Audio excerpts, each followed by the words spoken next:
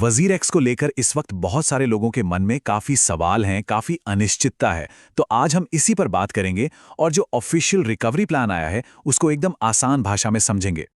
तो सबसे बड़ा सवाल, आखिर फंड्स का क्या होगा? इसी सवाल का जवाब ढूंढने के लिए चलिए सीधे मुद्दे पर आते हैं और समझते हैं कि ये रिकवरी स्कीम असल में है क्या। तो चलिए सबसे पहले और सबसे ज़रूरी बात से शुरू करते हैं।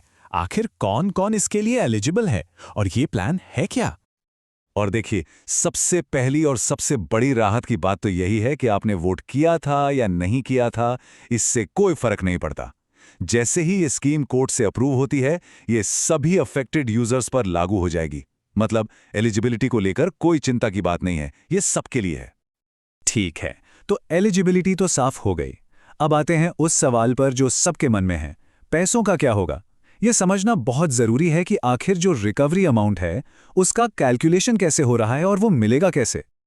तो देखिए, सारा हिसाब किताब एक खास तारीख पर टिका है, 18 जुलाई 2024। इसी तारीख को आपके क्रिप्टो होल्डिंग्स की जो कीमत थी उसे करंट वैल्यू या वर्तमान मूल्य माना गया है और सारी की सारी कैलकुलेशन इसी वैल्यू के आधार पर होने वाली है। अच्छा, एक और बात, ये रिकवरी एक बार में पूरी नहीं होगी। इसे दो हिस्सों में या कह लें कि दो टर्म्स में बांटा गया है।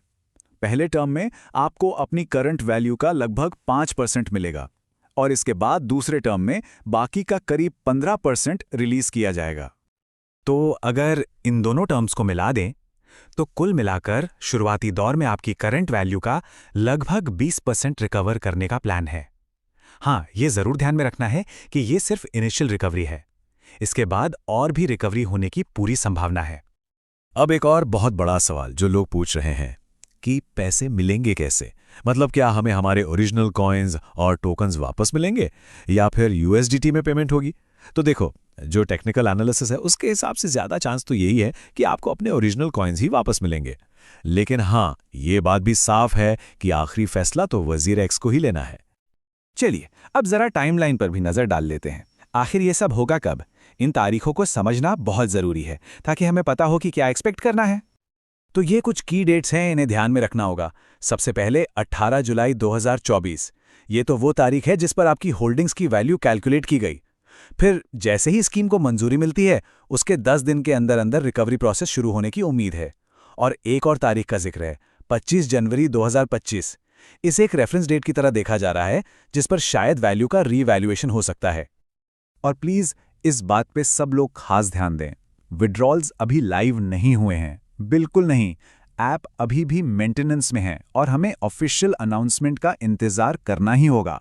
तो किसी भी तरह की अफवाहों पर बिल्कुल भी भरोसा मत कीजिएगा।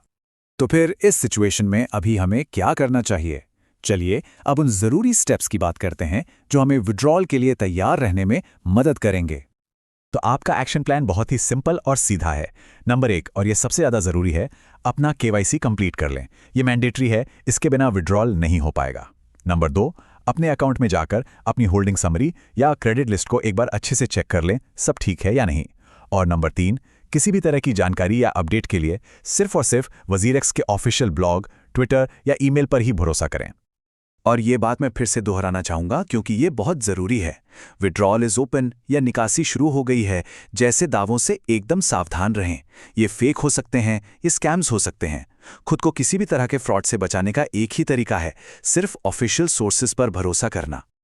तो अब तक हमें पहले 20% रिकवरी का पूरा खाका समझ आ गया है, लेकिन यह हमें एक बहुत ही ज़रूरी सवाल पर लाकर छोड़ देता है कि इस पहले फेज के बाद रिकवरी के अगले चरण के लिए क्या ज़रूरी होगा, बाकी के फंड्स का क्या होगा। ये वो सवाल हैं जिसके जवाब के लिए हमें आगे भी इन्फॉर्म्ड और विजिलेंट रहना होगा।